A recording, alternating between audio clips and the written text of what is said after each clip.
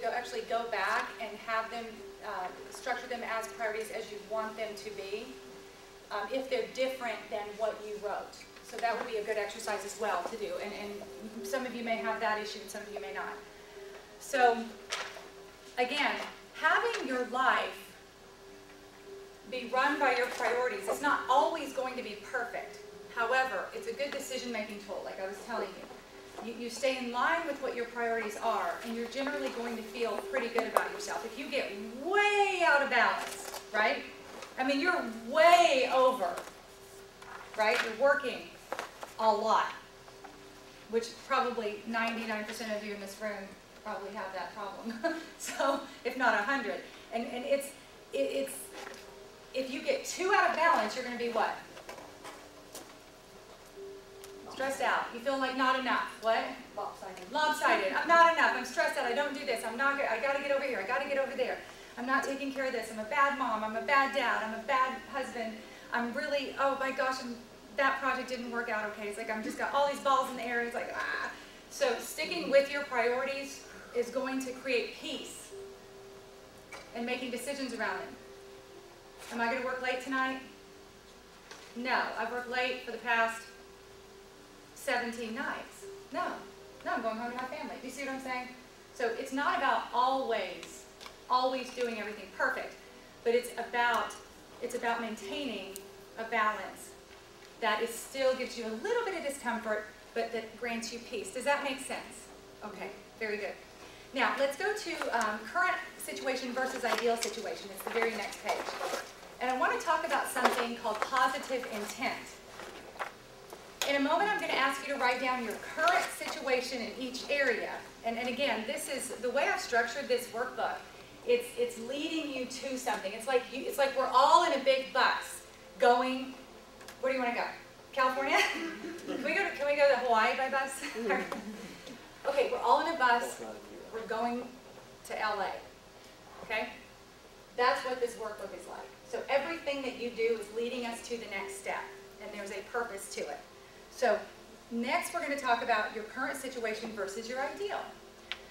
We're also going to talk about something called positive intent. Now, positive intent is this.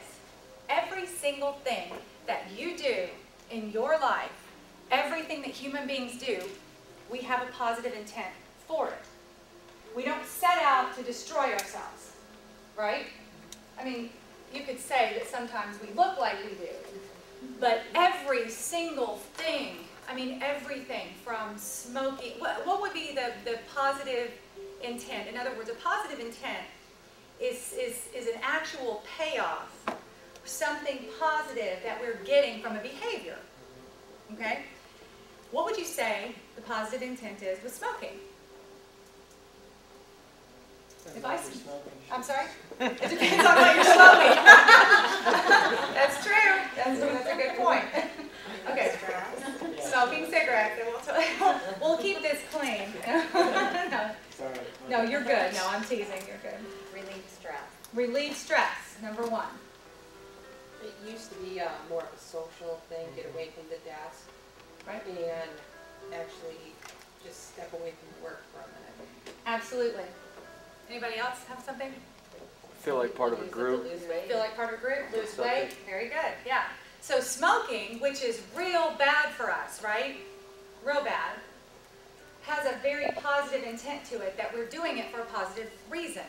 And that occurs in every area of your life. Is that, you may have a habit, something that you know that you do, or a routine, or a pattern in maybe relationship, or some other area of your life you keep doing over and over, and you know that it's not good.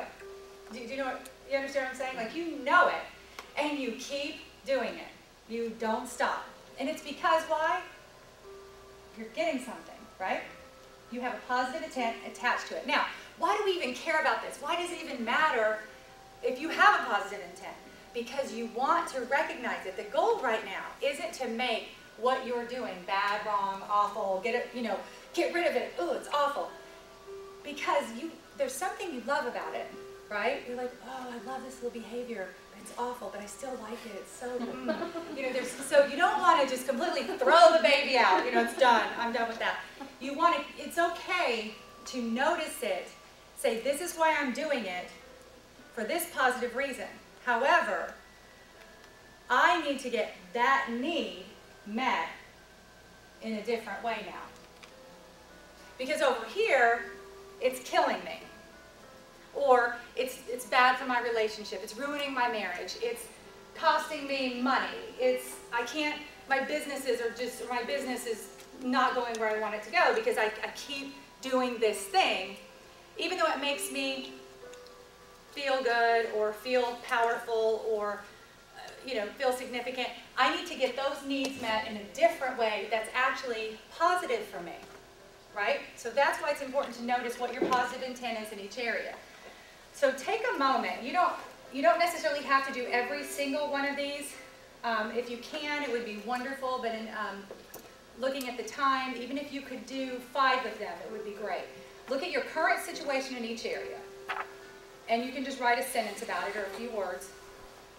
Look at your positive intent around that current situation, and then what is your ideal situation in that area. So for instance, money and finances. My current situation is, let's say, don't have a budget, kind of fly by the seat of my pants. You could say that you don't really manage it, it's not organized. You could kind of say that about your finances, and then you say, what's the positive intent around that? What could be a positive intent around keeping yourself like that? Okay. Right. You spend whatever you want. It's okay. You can do. You don't need to look. You don't have any limitations, right? Yeah. Yeah. And guess what else? You don't have to deal with it. It takes time to manage your money. It takes a lot of time. And sometimes we don't want to sit down and deal with it. And then it's like opening up a closet that you've stuffed everything into for years, right? And you open it up and it all falls on you. And it's just, sometimes that's how, when you get into your finances, that's how it feels. So there's a reason. A positive intent could be that you don't want to deal with it, or you want to do whatever you can. So go ahead and take a few minutes and go through some of these.